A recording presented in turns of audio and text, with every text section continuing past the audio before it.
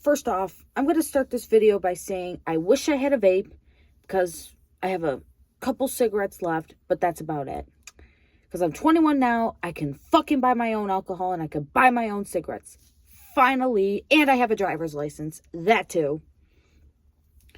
So, I got it good. That's all I gotta say. And despite the fact that I was in the psych ward, it ain't all that bad. Besides, I've been going to the psych ward since I was like 12, 13 years old because I've had some issues with my mom, issues with my dad, issues with my papa died when I was 9, and I cried so hard when he friggin' died. And I had some issues with my grandmother and all that. Now as an adult, I just realized the why. And I wanted to go to school for psychology to figure out the why. Vice versa. But I'm going to also start by saying this. Maybe I'll go to the vape store on like Thursday, Friday or something when I can't see my boyfriend in the morning because fuck it. And yes, we're still together because fuck my grandma's opinion. I don't care. Call him a cradle snatcher. Call him a pedophile. Call him whatever. We're in a healthy relationship. Like, I don't get it. Why do y'all? Because you guys won't say anything to our faces because you know it will piss us off. And you know that it will piss me off and it'll piss him off. So you choose to say it behind our backs. Because y'all are fucking cop-outs and cowards. But being in the mental hospital sucks. All you do, it's not really like jail, because jail, it's like where you're under like law. It's different, honestly. I myself was treated right. I wasn't really treated bad by the staff at all, because they treat you how the way you treat them. If you're nice to them, then they're nice to you. If you're mean to them, they'll be mean to you. If you treat them bad, they'll treat you bad. I figured it out. Because respect, like I say, that's my famous line, is a two-way streak.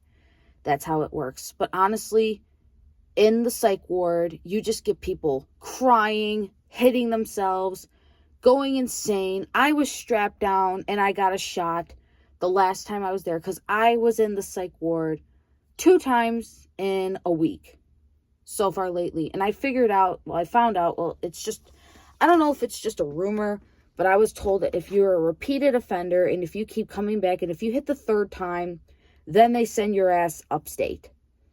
And you go there for like 3 to 6 months. Because there was this one girl I was talking to. She was so upset. I loved her. I called her today, but I couldn't really talk to her because my dad and I were going to go to Walgreens to get my script. She might end up going upstate, and she's my friend. So it's like, and she's around my age too. So yeah, nobody, not everybody is a cradle snatcher, okay? And we're just friends. We're like, it's woman to woman talk. Like, she has a man, I have a man. So, there you go. She was telling me, I'm going to put on this chapstick because I just bought this today. It just feels so good to be out of the hospital. It's cotton candy, by the way.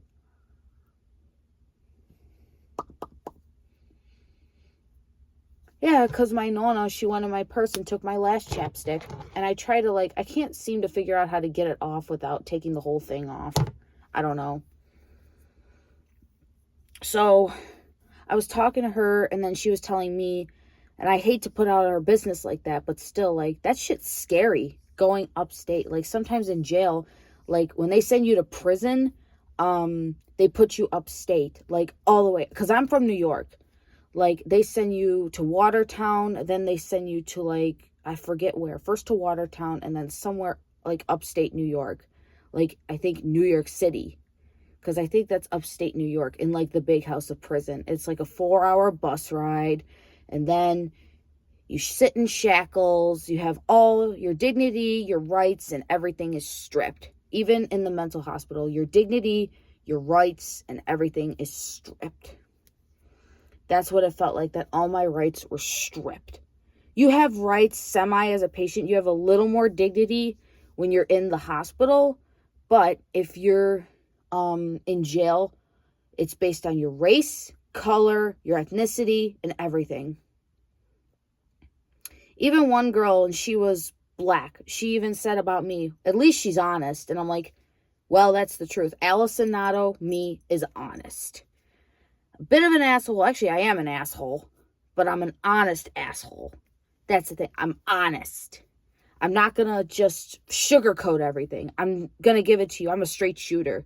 I'm going to give it to you like how it is. What you see is what you get with me. And there was this one girl, she always had her hood up. She was really depressed, yelling at staff. There was this one guy who was really hitting on me, and I kept telling him, dude, I have a boyfriend. I have a boyfriend. I have a boyfriend. He just would not leave me alone, and he kept asking me to be his fiance. He kept making rings for us, and it was like, I was just going along with it because I felt sorry. And I was just like, dude, I'm not interested. Leave me the fuck alone. Like, even Kyle told him to fuck off. That's my boyfriend's name. He said, fuck off. Not like to his face because Kyle wasn't there. It was just like, basically everybody was telling him to fuck off and leave me alone. Like, I felt sorry for him. I just tried to, like, be his friend.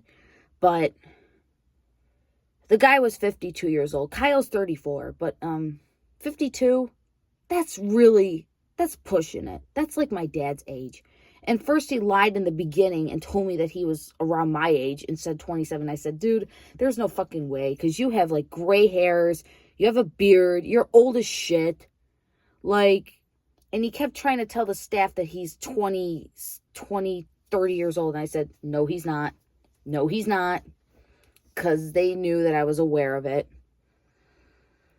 And this other chick, I'm friends with her, but she was like me in the beginning. She kept screaming at the staff, going ballistic. She got strapped down. They gave her like 1 or 2 shots. And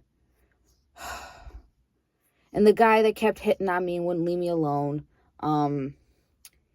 they had to move him somewhere into like solitary confinement or something because he almost assaulted one of the staff members, and the staff member just protected himself, and he said that he was fine. He got lucky that he knew how to defend himself, or he was stronger, because the guy's name was Matt, because Matt had to turn in his brother for statutory rape. He couldn't accept the fact that his brother had sex with the little girl. I mean, shit. I wouldn't accept it either, that he groomed her, because I was groomed, and I was going to make a video on that. Maybe I'll do it tomorrow, but I'm going to go to my boyfriend's tomorrow. My dad and I are going to go shopping. Like, I was 16, and then I was groomed by this guy who was 19.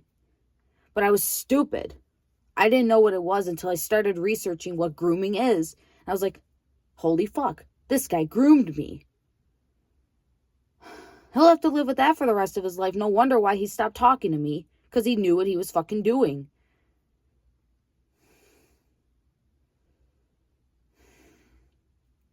It was consensual, though, but still, like, it was wrong.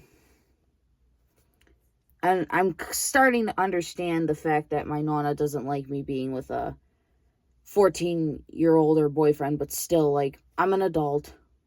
She needs to learn how to act like an adult sometimes, too, but it's like, it's healthy, it's consensual, it's love.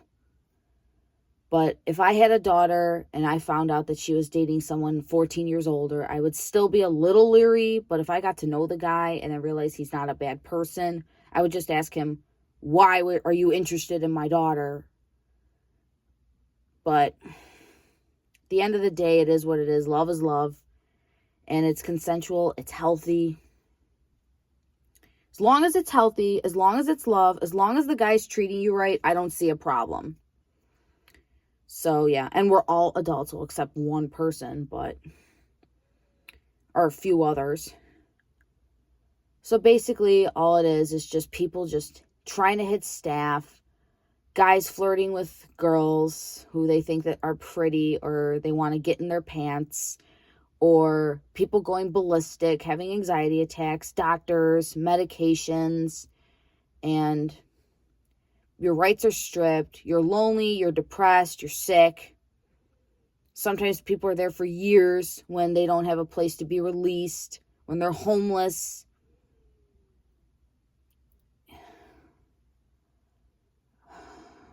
tomorrow's going to be a good day, and I'm going to make the rest of the summer before I go back to school, the 21st, the best summer I've ever had. And so far, I've had a good ride. I've had a good ride, basically, my teen years, good and bad. It was rocky, but I basically had it pretty damn good. And I had a really good 21st birthday until I ended up there. So, yeah. And I'm having a pretty good time in my 20s. Like, people travel in their 20s. They buy new cars. I'm just, enjoying the little things in life. Smoking, chilling, having a drink then and there. Being with the man of my dreams. And, yeah. Going to college, getting a degree, driving, friends, family. Well, sometimes, but family in their own ways.